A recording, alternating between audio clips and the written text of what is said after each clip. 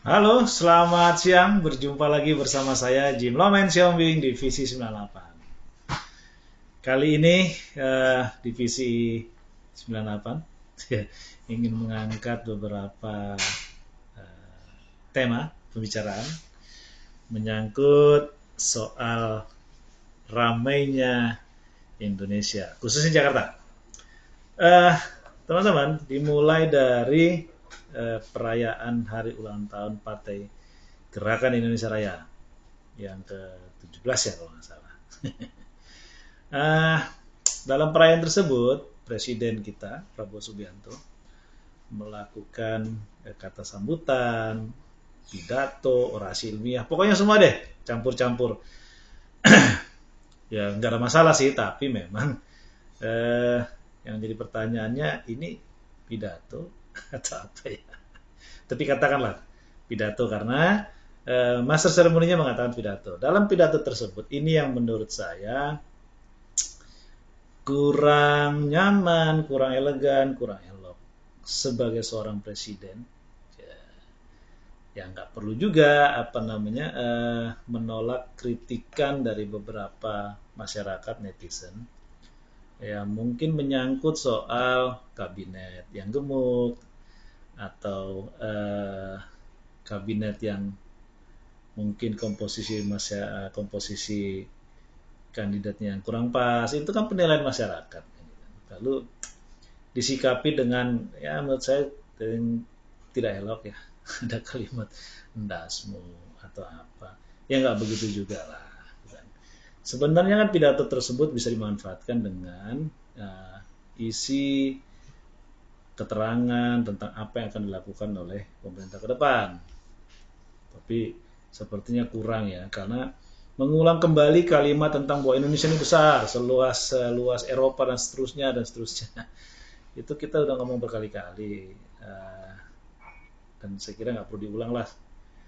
Kalau dulu itu diucapkan sebelum jadi presiden, oke, tapi kalau setelah jadi presiden kan nggak perlu lagi.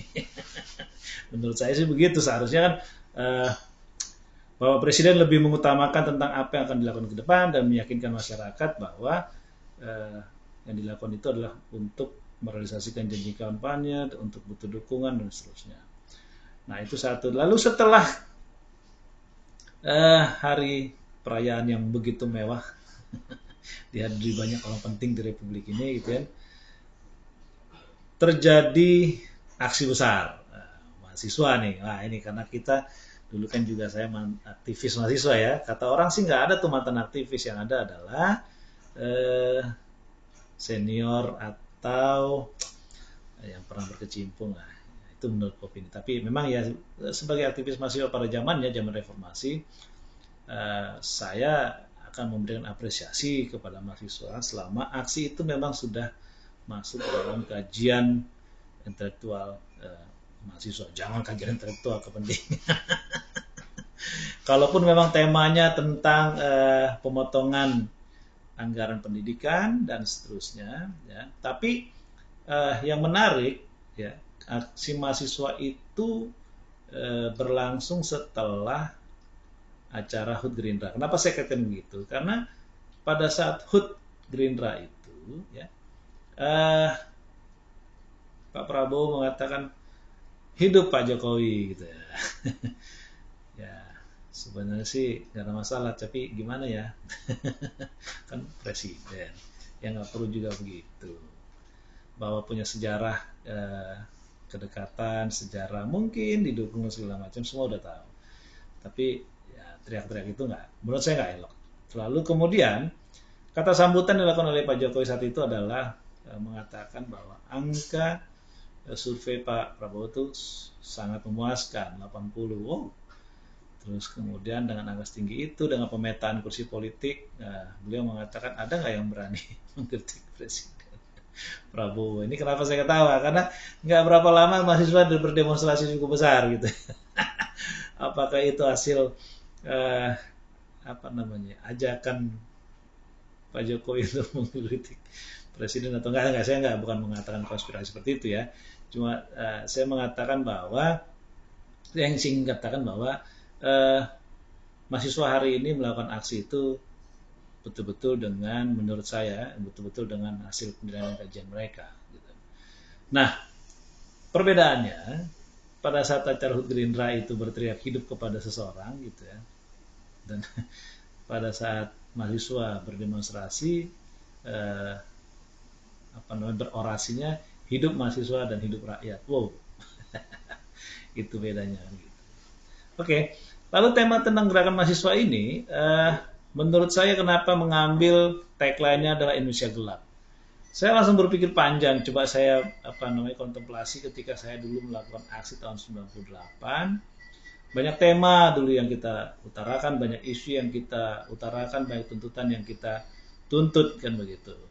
Tapi tema pada saat itu adalah reformasi. Memang saya penganut bukan reformasi, tapi reformasi total. Tapi sudahlah, kita katakan reformasi. Nah, ada penyebabnya karena harus melakukan reformasi, gitu kan? Karena tuntutan kita jelas bahwa kita sudah capek dengan korupsi, kita capek dengan nepotisme, kita capek dengan kolusi, dan seterusnya kita ingin pembaruan, keterbukaan.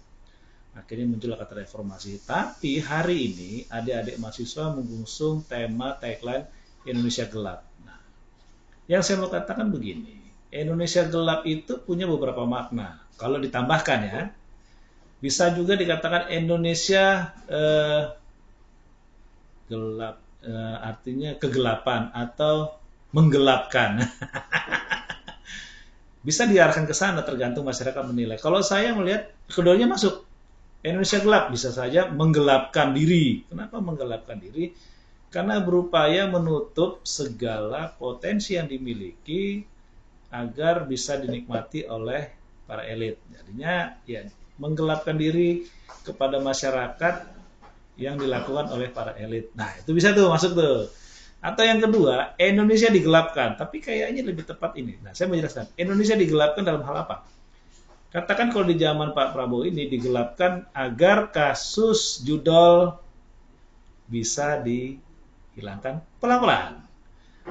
Atau juga kasus apa yang lagi rame lagi ini soal bambu laut. Nah, bisa juga masuk di kategori digelapkan. Akan diusut tuntas, tapi penyebab utamanya, pelaku utamanya akan diganti. Bisa aja kan diganti dengan pejabat yang ya eselonnya nggak tinggi-tinggi amat, lalu kemudian dijadikanlah lurah setempat si kohot itu atau pemilik perusahaannya jadi nggak salah, itu termasuk kategori digelapkan. Kemudian kasus judi online juga bisa masuk digelapkan. Akhirnya pelakunya cuma ditangkap bandar-bandar kecil yang cuma 1-2 miliar, padahal kan judul ini kita tahu lah ratusan triliun yang diperoleh. Kayaknya untuk 2 kasus itu masuk deh dalam tagline mahasiswa hari ini, Indonesia Gelap digelapkan. Bahwa kemudian ya keinginan mahasiswa itu kan hampir sama lah gitu. Ya maksudnya kalau memang kebijakan Pak Prabowo hari ini kesulitan anggaran, ya terus terang lebih bagus bahwa kondisi kita seperti ini, maka banyak upaya pemerintah untuk saat ini ya, kita nggak tahu tahun depan atau 2 tahun lagi ke depan, keuangan kita lagi tidak bagus, maka harus ada pemangkasan, harus ada pemotongan, dan bahkan harus ada pemblokiran. Itu pun setelah dilakukan penyortiran program-program konyol, program-program yang tidak masuk akal, ya dikatakan FGD dan seterusnya. Jadi kalau kemudian komunikasi yang dilakukan oleh kementerian terkait ya, misalnya apakah yang menjelaskan kondisi itu adalah Mensesnek, Seskap, ya, bagus juga tuh supaya Seskapnya jangan juga muka seram, ngawal-ngawal, harus bisa juga lah ngomong di publik, Mensesnek atau Infocom yang menjelaskan kondisi kita seperti ini, maka di masyarakat diminta untuk mengerti. Kalimat itu kan nggak ada yang salah. Saya kira perlu juga daripada ya menggunakan bahasa-bahasa yang baik padahal tidak menyentuh dan tidak menjawab kerisauan masyarakat yang hari ini terwakili oleh gerakan mahasiswa. Nah, menanggapi gerakan mahasiswa kali ini, sebenarnya menurut saya dan pengalaman saya nggak perlu juga harus ada tindakan-tindakan aneh dari beberapa menteri, wakil menteri, atau si opung gitu. Ya, terus kemudian melakukan upaya meredam gerakan mahasiswa, para senior-senior yang ngaku aktivis kok mengarahkan atau menyalahkan mahasiswa. Enggak perlu. Saya tidak pernah melakukan itu. Sejujurnya, bisa ditanyalah ke basis kampus saya nggak pernah melarang adik saya. Silakan kalian berdemonstrasi sesuatu hal yang masuk akal kalian yang harus kalian utarakan.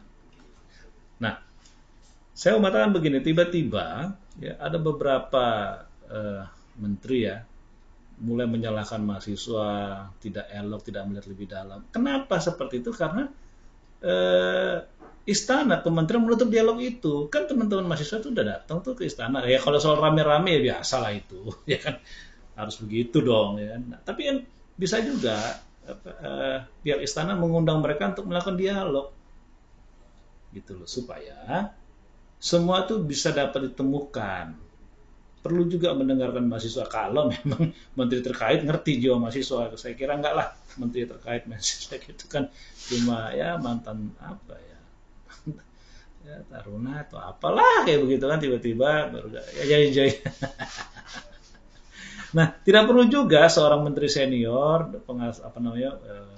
pendamping ekonomi, penasihat ekonomi mengutarakan Indonesia gelap. Hidupmu yang gelap. Loh iya dong.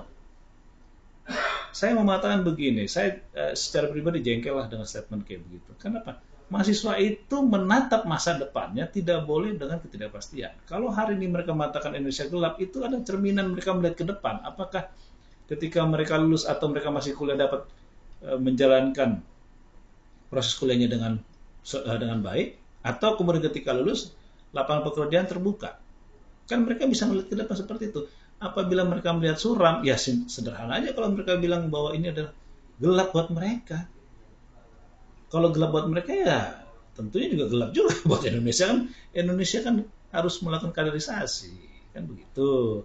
Nah, dalam statement dalam podcast hari ini saya hanya mengingatkan buat para pemangku kebijakan, orang-orang besar gitu yang memang hidupnya sudah terang 7 turunan, jangan marah kalau ada mahasiswa, pemuda yang merasa hidupnya tidak terjamin dan bahkan gelap. Kan sederhana aja. Nah, caranya supaya terang bagaimana? Ya, hal-hal yang tadi saya katakan di depan, ada kasus-kasus, ya jangan digelapkan. Bongkar. Kasus korupsi, judul, apalagi itu banyak lah. Toh juga ada beberapa menteri yang sekarang hari ini jadi menteri kan juga punya kasus kan. Coba itu tidak dipakai, kasusnya dibongkar. Saya kira masyarakat dan mahasiswa akan menemukan optimisme di bawah kepemimpinan Pak Prabowo dan Gibran. Nah, dalam tema sore hari ini, pada dasarnya intinya adalah saya sangat ngerti dan setuju dengan tagline yang dilakukan oleh gerakan mahasiswa hari ini. Dan buat para pemangku kebijakan menghadapi ini jangan emosi, jangan emosional, lihat ke dalam, lakukan introspeksi. Seperti ada menteri itu, ada tagline, lebih baik keluar lebih dahulu segala macam, terus disautin dengan ya udah itu nggak nasionalisme, kalau sudah keluar jangan balik lagi. Itu bodoh itu. Menteri apa kayak begitu? Ada kalimat menyinyir begitu kan untuk introspeksi, ada apa? Kok sampai orang masyarakat sulit mendapatkan kepercayaan dari kalian? Jangan membuat membalas statement yang bodoh seperti itu. Nah, yang kayak begitu tuh semoga ada reshuffle dan nggak dipakai lagi lah. Kalau memang kabinet ini harus gemuk, ya gemukkan juga masyarakatnya. Biar masyarakat juga ngerti, oh dia gemuk, dia berhasil banyak. Tapi jangan mengambil contoh dari negara lain, nggak boleh.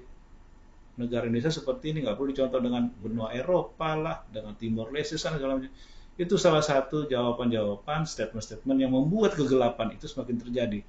Artinya Indonesia tagline, Indonesia gelap itu adalah introspeksi untuk pemerintah kali ini bagaimana membangkitkan semangat kinerja, menghasilkan kinerja yang agar masa depan negara ini cerah ceria sampai Indonesia 45 yang katanya Indonesia emas. Oke, itu dulu dari saya Jim Lomin Siombing di podcast 98. Terima kasih, selamat siang.